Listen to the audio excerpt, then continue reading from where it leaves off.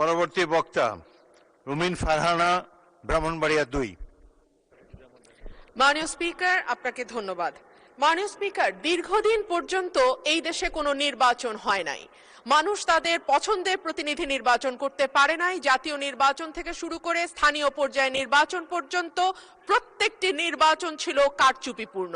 সে কারণেই একবার সংসদে আমি মজা করে বলেছিলাম, সুষ্ঠু হয়েছে নির্বাচন, ভোট দিয়েছে প্রশাসন, তাকিয়েছিল জনগণ, এর নাম বাংলাদেশের নির্বাচন।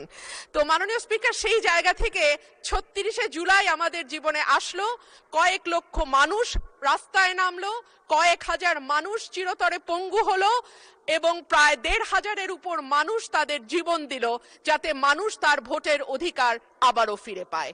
এবং আল্লাহর কাছে অশেষ শুকরিয়া মাননীয় স্পিকার, একটি অবাধ, সুষ্ঠু, নিরপেক্ষ নির্বাচনের মধ্যে দিয়ে ত্রয়োদশ জাতীয় সংসদ গঠিত হয়েছে এবং আমি এই সংসদে একজন স্বতন্ত্র প্রার্থী হিসেবে নির্বাচিত হয়েছি। মাননীয় স্পিকার, সংবিধানের 59 অনুচ্ছেদের দিকে আপনার দৃষ্টি আকর্ষণ করছি। সংবিধানের 59 অনুচ্ছেদ বলছে, নির্বাচিত ব্যক্তিদের সমন্বয়ে গঠিত প্রতিষ্ঠান সমূহের উপর প্রজাতন্ত্রের প্রত্যেক প্রশাসনিক একাংশের স্থানীয় শাসনের ভার থাকিবে। সোজা বাংলায় বলতে গেলে স্থানীয় সরকার পরিচালিত হবে নির্বাচিত প্রতিনিধিদের মাধ্যমে।